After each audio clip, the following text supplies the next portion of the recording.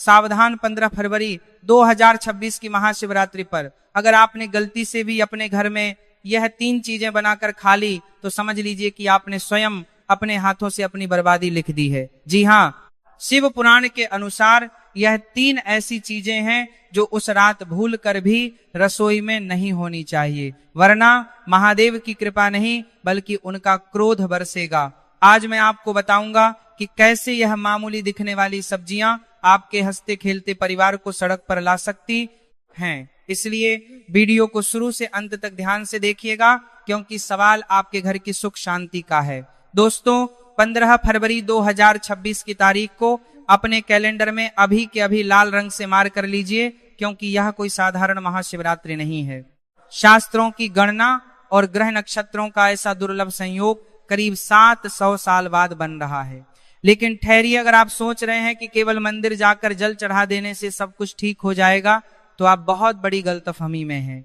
शिव पुराण के रुद्र संगीता में स्पष्ट लिखा है कि महाशिवरात्रि के दिन अगर आपके घर की रसोई में यह 3 सब्जियां गलती से भी बन गईं या काट भी ली गईं तो महादेव का तीसरा नेत्र नहीं खुलता बल्कि आपके घर का विनाश शुरू हो जाता है। जी हाँ, आपने सही सुना, कंगाली ऐसे दरवाजे खटखटाएगी कि आप समझ भी नहीं पाएंगे कि पैसा आ कहां से रहा है और जा कहां रहा है। आज के इस वीडियो में मैं आपको उन 3 अभिशप्त सब्जियों के बारे में बताने जा रहा हूं जो इस महाशिवरात्रि पर जहर के समान है। और सुनिए, जो तीसरी सब्जी है ना, वह तो हर भारतीय घर में रोज बनती है और वही आपकी सबसे बड़ी भूल साबित हो सकती है। तो क्या आप तैयार हैं उस सत्य को जानने के लिए जो आपको और आपके परिवार को आने वाले भारी संकट से बचा सकता है? इस वीडियो को एक पल के लिए भी छोड़ने की गलती मत करना, क्योंकि यहाँ बात सिर्फ व्रत की नहीं है, बात आपके घर की सुख शांति और समृद्धि की है। चलिए सबसे पहले यह समझते हैं कि 15 फरवरी 2026 इतना खास क्यों है।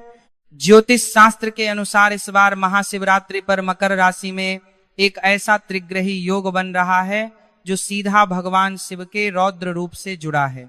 जब भी ऐसा योग बनता है तो पृथ्वी पर नकारात्मक और सकारात्मक दोनों ऊर्जाएं अपने चरम पर होती हैं। ऐसे समय में हम जो खाते हैं वह सीधा हमारे मन और भाग्य पर असर डालता है। भोजन केवल पेट भरने का साधन नहीं है बल्कि यह ऊर्जा का स्रोत है। जैसा खाए अन्न वैसा होए मन, ये कहावत तो आपने सुनी होगी, लेकिन महाशिवरात्रि के दिन यह कहावत एक नियम बन जाती है। अब आप सोच रहे होंगे कि सब्जियां तो प्रकृति की देन है, फिर वो अशुभ कैसे हो सकती हैं?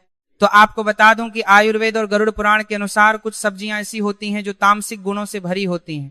शिवजी वैरागी हैं, उन्हें सात्विकता पसंद है। इस दिन वातावरण में शिव तत्व की प्रधानता होती है। अगर आप उस दिन तामसिक भोजन पकाते हैं तो आप सीधे तौर पर उस दिव्य ऊर्जा के प्रवाह को अपने घर में आने से रोक देते हैं। ये वैसा ही है जैसे आप आग में घी डालने की जगह पानी डाल दें। तो चलिए बात करते हैं पहली सब्जी की, जिसे देखकर शायद आपको यकीन ना हो, लेकिन शास्त्रों में इसे महाशिवरात्रि के दिन घर में लाना भी वर्जित माना गया है। वो सब्जी है बैंगन। जी हाँ, चौंकिए मत बैंगन को लेकर। हमारे धर्म ग्रंथों में बहुत ही कड़ा नियम है।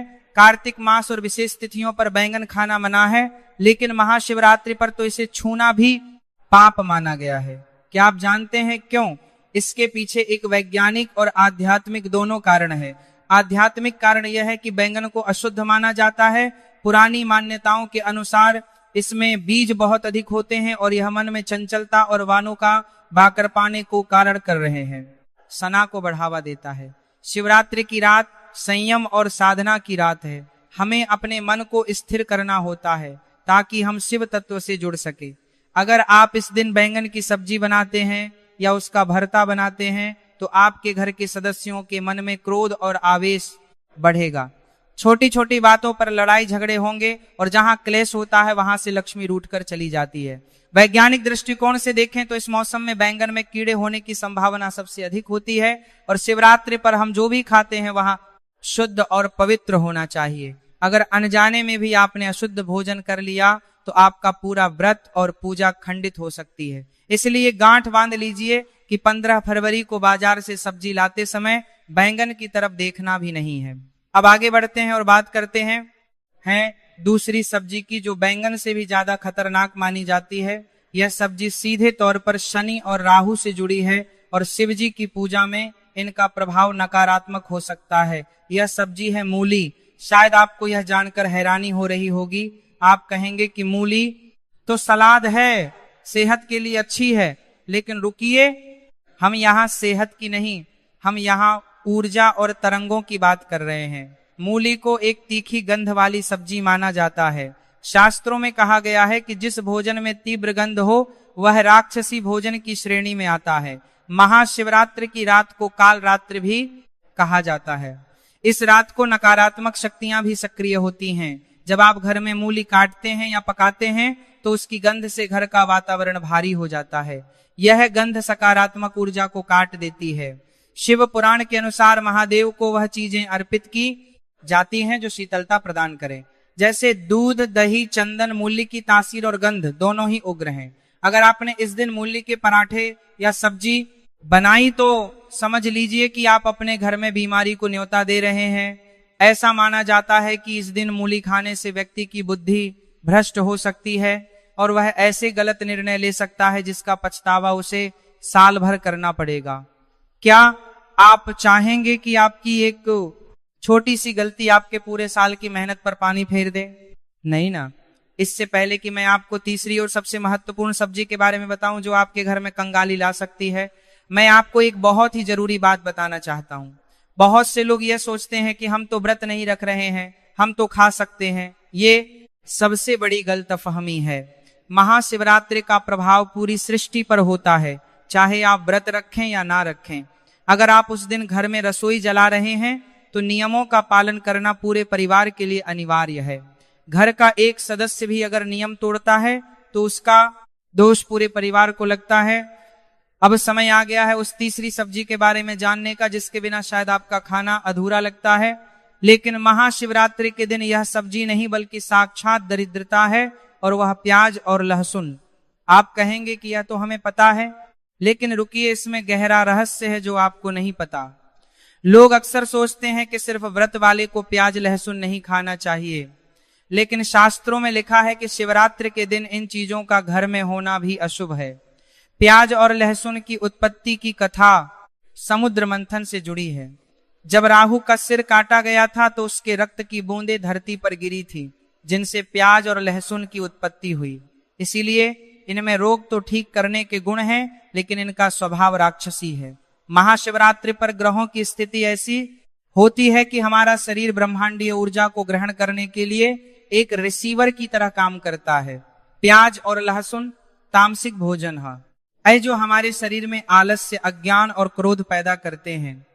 अगर आप इस दिन छोले, पनीर या कोई भी ऐसी सब्जी बनाते हैं जिसमें प्याज लहसुन का तड़का लगा हो तो आप शिव की कृपा से वंचित रह जाएंगे। लेकिन खतरा सिर्फ यहीं खत्म नहीं होता। एक और चीज है जिसे अक्सर लोग सब्जी समझकर पका लेते हैं और वह है मसूर की दाल। हालांकि यह दाल है लेकिन इसे सब्जी की तरह ही भोजन में गिना जाता है। शिव पुराण में मसूर की दाल को गौ रक्त के समान माना गया है।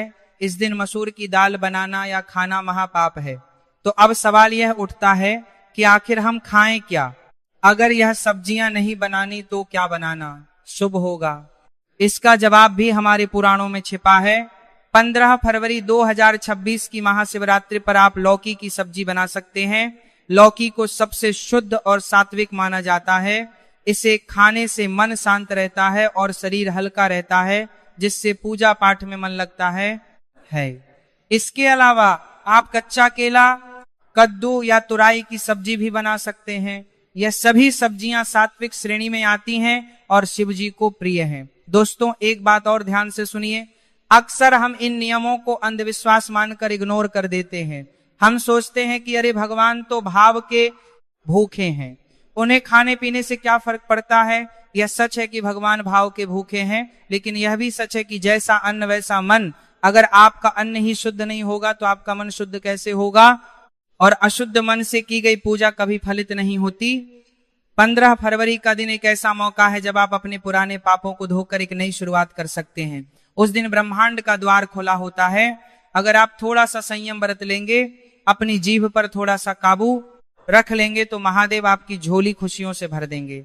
कल्पना कीजिए, उस रात की जब पूरा संसार शिव की भक्ति में लीन होगा, मंदिरों में घंटियां बज रही होंगी, हवा में अगरबत्ती की सुगंध होगी और आपके घर में भी सात्विक भोजन की खुशबू आ रही होगी, जब आप शुद्ध मन और शुद्ध शरीर से महादेव के सामने हाथ जोड़ेंगे तो वह ऊर्जा सीधे आपके भीतर प्रवेश करेगी। आपको महसूस होगा कि कोई शक्ति है जो आपकी रक्षा कर रही है। लेकिन जरा सोचिए, अगर उसी समय आपके घर में प्याज लहसुन की गंध आ रही हो या बैंगन पक रहा हो तो वह सात्विकता खंडित हो जाएगी। नकारात्मक शक्तियां जो उस रात सक्रिय होती हैं वह आपके घर की ओर आकर्षित होंगी और फिर शुरू होगा परेशानियों का दौर, बीमारी, पैसा अटकना, बच्चों का पढ़ाई में मन ना लगना, पति पत्नी में क्लेश। यह सब उसी नकारात्मक ऊर्जा का परिणाम होता है। इसीलिए मेरी आपसे हाथ जोड़कर विनती है कि 15 फरवरी 2026 को एक प्रयोग के तौर पर ही सही, लेकिन इन नियमों का पालन जरूर करें। अपने घर की महिलाओं को, माताओं को, बहनों को पहले ही बता दें कि इस दिन बाजार से बैंगन, मूली, प्याज, लहसुन और मसूर की दाल बिल्कुल ना खरीदें, बल्कि एक दिन पहले ही रसोई की सफाई कर लें। गंगा जल छिड़क कर रसोई को पवित्र करें, क्योंकि रसोई घर का मुख्य केंद्र होता है। अगर रसोई शुद्ध है तो पूरा घर शुद्ध है। इस वीडियो को बनाने का मेरा उद्देश्य आपको डराना नहीं है, बल्कि आपको जागरूक करना है। हमारे जिच्छ मुनियों ने जो नियम बनाए हैं उनके पीछे गहरा विज्ञान है। वे जानते थे कि ग्रहों की चाल का हमारे शरीर और मन पर क्या असर होता है। वे जानते थे कि किस दिन कौन सा भोजन हमारे लिए विष बन सकता है और कौन सा अमृत। आज का आधुनिक विज्ञान भी अब इन बातों को मानने लगा है कि भोजन का हमारे अवचेतन मन पर गहरा प्रभाव पड़ता है। तो क्या आप वादा करते हैं कि इस महाशिवरात्रि आप इन 3 सब्जियों को अपने घर में नहीं घुसने देंगे? कमेंट में हर हर महादेव लिखकर अपनी हाजिरी जरूर लगाएं। और हाँ, एक और गुप्त बात जो बहुत कम लोग जानते हैं, महाशिवरात्रि के दिन नमक का प्रयोग भी कम से कम करना चाहिए। अगर हो सके तो सेंधा नमक का ही प्रयोग करें, साधारण नमक का त्याग करें। इससे आपके शरीर में जल का संतुलन बना रहेगा और आप साधना में अधिक समय तक बैठ पाएंगे। याद रखिए, 15 फरवरी 2026 का दिन आपकी किस्मत बदल सकता है। बस जरूरत है तो थोड़ी सी सावधानी और श्रद्धा की। शिव जी बहुत भोले हैं, वह एक लोटा जल से भी प्रसन्न हो जाते हैं, लेकिन वह रुद्र भी हैं। अगर हम जानबूझकर नियमों का उल्लंघन करते हैं तो हमें उनके क्रोध का भी सामना करना पड़ सकता है। कंगाली और दरिद्रता को न्योता मत दीजिए। अपने घर को मंदिर बनाइए, सात्विक भोजन पकाइए और फिर देखिए कि कैसे महादेव की कृपा आपके पूरे परिवार पर बरसती है। जाते जाते एक बार फिर दोहरा दूं, बैंगन में नहीं, मूली नहीं, प्याज लहसुन नहीं, इन 3 दुश्मनों को उस दिन अपनी थाली से दूर रखें। और अगर आप चाहते हैं कि मैं महाशिवरात्रि की सही पूजा विधि और शुभ मुहूर्त पर भी एक विस्तृत वीडियो बनाऊं तो नीचे कमेंट करके जरूर बताएं। मैं कोशिश करूंगा कि आपके लिए वह जानकारी भी जल्द से जल्द लेकर आऊं। अंत में बस इतना ही कहूंगा कि विश्वास ही फलदायक होता है। अगर आप विश्वास के साथ इस नियम का पालन करेंगे तो आपको परिणाम जरूर दिखेगा, और अगर मन में शंका रखकर करेंगे तो अमृत भी विष बन जाएगा। महादेव आप सभी की रक्षा करें। यो कहां का राम बीछी के सामने आपके घर के भंडार हमेशा भरे रह। आप सभी को महाशिवरात्रि की अग्रिम शुभकामनाएं। इस जानकारी को अपने तक सीमित मत रखिएगा, अपने दोस्तों, रिश्तेदारों और परिवार के व्हाट्सएप ग्रुप में इसे अभी शेयर कर दीजिए। क्या पता आपके एक शेयर से किसी के घर में अनजाने में होने वाला पाप रुक जाए और उसका पुण्य आपको ही मिलेगा, क्योंकि अच्छी बात फैलाना भी एक तरह की शिव सेवा ही है।